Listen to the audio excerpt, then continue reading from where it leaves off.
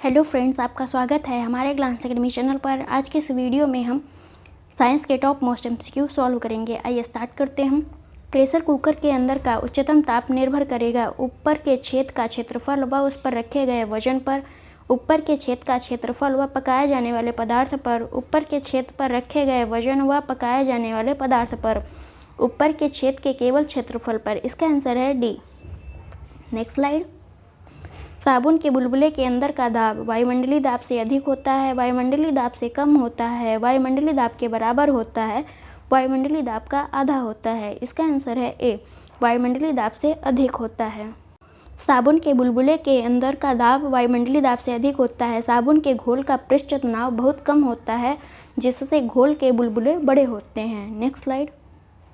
हीरा चमकदार दिखाई देता है परावर्तन के कारण, अपवर्तन के कारण, पूर्ण आंतरिक परावर्तन के कारण, प्रकीर्णन के कारण। इसका आंसर है सी, पूर्ण आंतरिक परावर्तन के कारण। Next slide. सूर्य की ऊर्जा उत्पन्न होती है आयनन द्वारा, नाभिकीय संलयन द्वारा, नाभिकीय विखंडन द्वारा, ऑक्सीकरण द्वारा। इसका आंसर है बी, नाभिकीय संलयन द्वारा। सूर्य में नाभिकीय संलयन की क्रिया चलते रहने के कारण अत्यधिक ऊर्जा उत्पन्न होती है।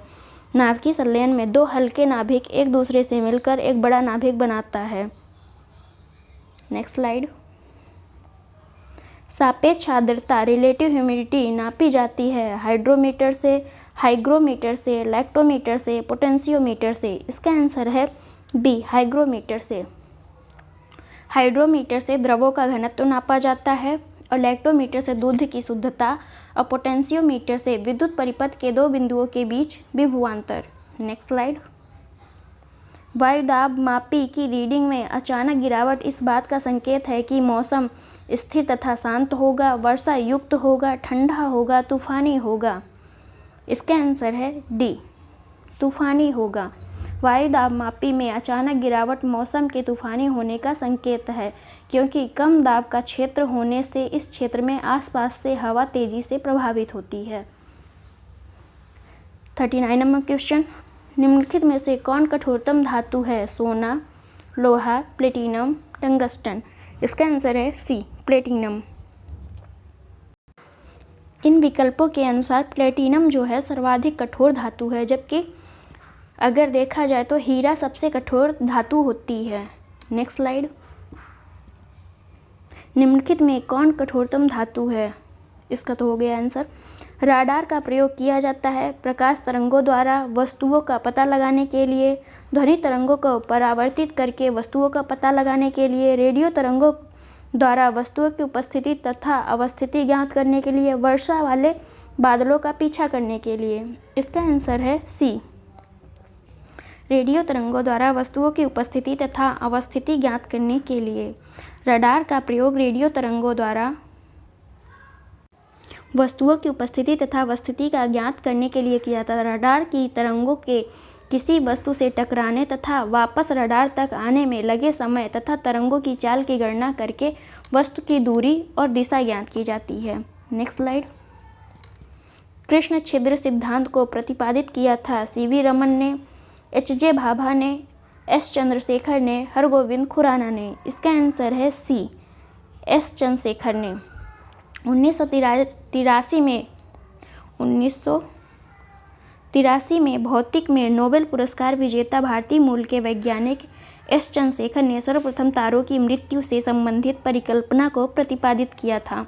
तारों की मृत्यु के कारण ही ब्लैक होल की घटना घटित होती है। Next slide. 42 नंबर क्वेश्चन। निम्नांकित में से कौन अंतरिक्ष में नहीं पाया जाता? Pulsar, brittle star, black hole, quasar. इसका आंसर है B, brittle star. Brittle star एक प्रकार की मछली की प्रजाति है जो समुद्र में पाई जाती है, जबकि पल्सर, ब्लैक होल तथा क्वासर अंतरिक्ष में पाया जाने वाली सेलेसियस बॉडी है। Next slide. निम्नलिखित कथनों पर विचार कीजिए। एलपीजी एक प्रदूषण मुक्त वाहन ईंधन है। सीएनजी ईंधन चालित बसों का चलाना भारत के मेट्रोपॉलिटन शहरों के लिए संस्तुत है। निम्नलिखित कूटों का प्रयोग कर सही उत्तर को चुनिए। इसका आंसर है डी, ए गलत है, आर सही है। एलपीजी या लिक्विफाइड पेट्रोलियम गैस, इसमें प्रोपेन तथा ब्यूटेन और मीथेन गैस का मिश्रण होता है। यह प्रदूषण रहित गैस होता है। यह घरों में भोजन बनाने के उपयोग में लाई जाती है। यह प्रदूषण रहित गैस है, घरों में भोजन बनाने के उपयोग में लाई जाती है। और सीएनजी के बारे में जानते हैं। यह कंप्रेस्ड नेचुरल गैस है। मुख्य रूप से 80 से 90% इसमें मीथेन गैस होती है। सरकार धीरे धीरे अन्य महानगरों में प्रदूषण की समस्या को देखते हुए इस योजना के रूप में इसे लागू करना चाह रही है, सीएनजी को। Next slide. आजकल सड़क की रोशनी में पीले लैंप बहुतायत में प्रयुक्त हो रहे हैं। इन लैंपों में निम्न में से किसका उपयोग करते हैं? सोडियम का, नियॉन का, हाइड्रोजन का, नाइट्रोजन का। इसका आंसर है ए, सोडियम का। Sodium peroxide, sodium cyanide, tetraethyl lead को ही लैंपों में प्रयुक्त किया जा रहा है। सोडियम वाष्प लैंप आजकल सड़कों के किनारे पर प्रकाश के लिए प्रयुक्त होते हैं। Next slide. औषधि वितरण में काम आने वाले खाली संपुट बने होते हैं अंडस्वेतक के, गोंद के, मांडी के, श्लेष के। इसका आंसर है डी, श्लेष के। Next slide. निम्नलिखित में से कौन सा विस्फोटक पदार्थ नहीं है? ट्राईनाइट्रोटाइलुइन, ट्राईनाइट्रोग्लिसरीन, साइक्लोट्राईमेथिलीन, ट्राईनाइट्रेमीन, नाइट्रोक्लोरोफॉर्म। इसका आंसर है डी, नाइट्रोक्लोरोफॉर्म। ट्राईनाइट्रोटाइलुइन, इसी को टीएनटी भी कहते हैं। यह हल्का पीला क्रिस्टलीय ठोस पदार्थ होता है। समुचित रूप से उत्तेजित करने पर टीएनटी धमाका युक्त प्रचंड विस्फोट करता है। ट्राईनाइट्रोग्लिसरीन, टीएनजी, यह एक रंगहीन तैलीय द्रव है। इसे नोबल का तेल या नोबल ऑयल भी कहा जाता है। यह डायनामाइट बनाने में काम आता है। आरडीएक्स का रासायनिक नाम साइक्लोट्राईमिथिलाइन ट्राईनाइट्रोमाइन है। इसे प्लास्टिक विस्फोटक भी कहा जाता है। और नाइट्रोक्लोरोफॉर्म विस्फोटक पदार्थ नहीं है। Next slide. निम्नलिखित युग्मों में से कौन सा सुमेलित नहीं है? फुलरिन्स, फ्लूओरीमन युक्त कार्बनिक यौगिक, शुष्क बर्फ, ठोस कार्बन डाइऑक्साइड, केराटिन, मानव चर्म के बाहरी परत में पाया जाने वाला प्रोटीन, मस्टर्ड गैस, रासायनिक युद्ध में प्रयुक्त होने वाला विषैला द्रव। इसका आंसर है ए, फुलरिन्स, फ्लोरोमन युक्त कार्बनिक यौगिक। यह सुमेलित नहीं है। 37 नंबर क्वेश्चन। कौन सा हार्मोन लड़ो या उड़ो हार्मोन कहलाता है? Insulin, adrenaline, oestrogen, oxytocin. इसका आंसर है बी, एड्रेनलिन जो है वो लड़ो या उड़ो हार्मोन कहलाता है।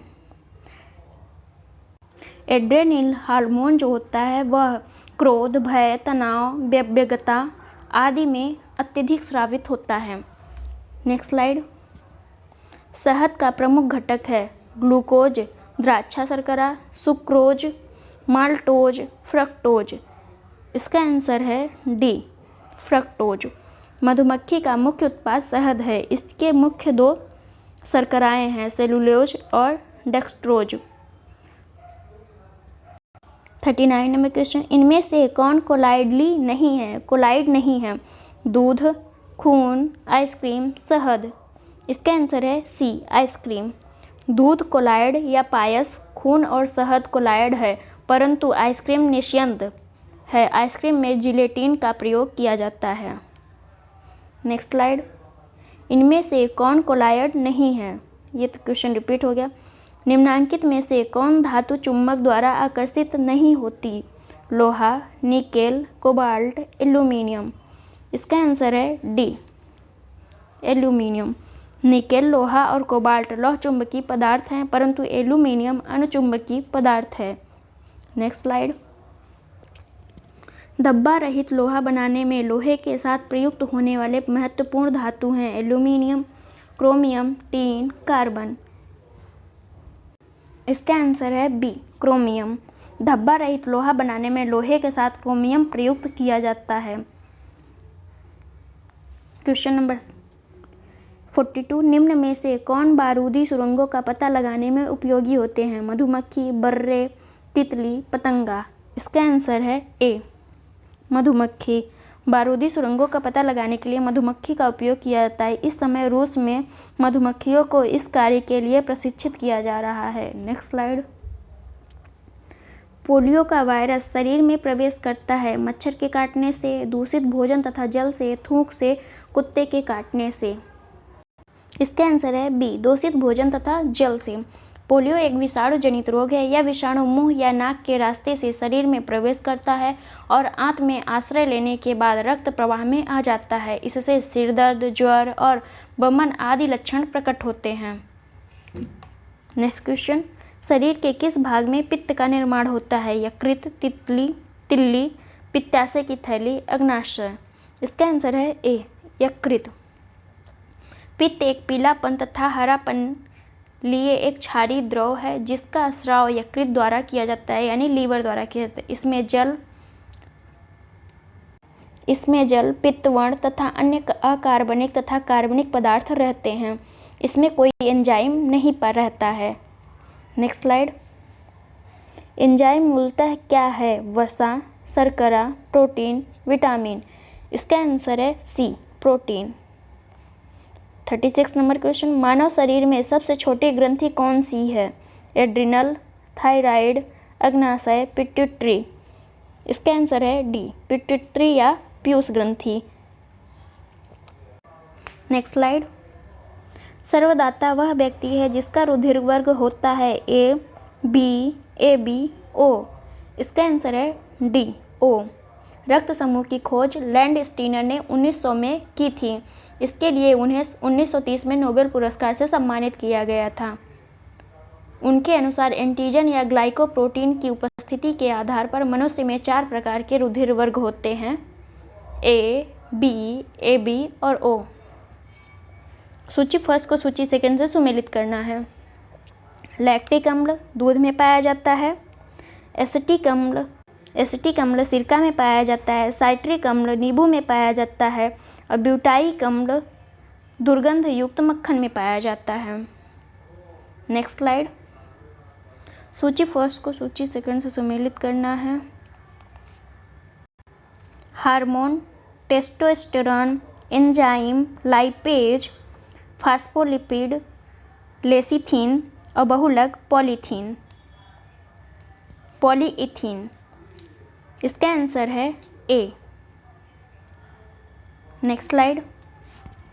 मानव शरीर में विटामिन संचित रहता है यकृत में, आमाशय में, तिल्ली में, उदर में। इसका आंसर है ए यकृत में, लीवर में। मानव शरीर के यकृत में विटामिन ए संचित रहता है। यह विटामिन वसा में विलय एवं शरीर की वृद्धि में सहायक होता है। विटामिन ए से कौन सा रोग होता है? रतौंधी होता है और इसका रासायनिक नाम रेटिनॉल होता है। Next question. सूची फर्स्ट को सूची सेकंड से सुमेलित करना है। शुष्क बर्फ में ठोस कार्बन डाइऑक्साइड पाया जाता है। जीन थेरेपी रक्त रोगों का उपचार किया जाता है। जीन थेरेपी द्वारा क्रायोनिक्स द्वारा पुनर्जीवित करने हेतु जीवित पिंडों का जमना होता है और कोबाल्ट-60 द्वारा कैंसर का उपचार किया जाता है। Next slide. विटामिन डी के सूजन में निम्न में से कौन पाया जाता है? सृजन में। विटामिन डी के सृजन में निम्न में से कौन सा कारक पाया जाता है? रेटिनॉल, फॉलिक अम्ल, एस्कॉर्बिक अम्ल, कैल्सीफेरॉल। इसका आंसर है डी कैल्सीफेरॉल। विटामिन डी का रासायनिक नाम जो है वो कैल्सीफेरॉल ही है। और विटामिन डी से कौन सा रोग होता है? रिकेट्स नामक रोग होते हैं। Next slide.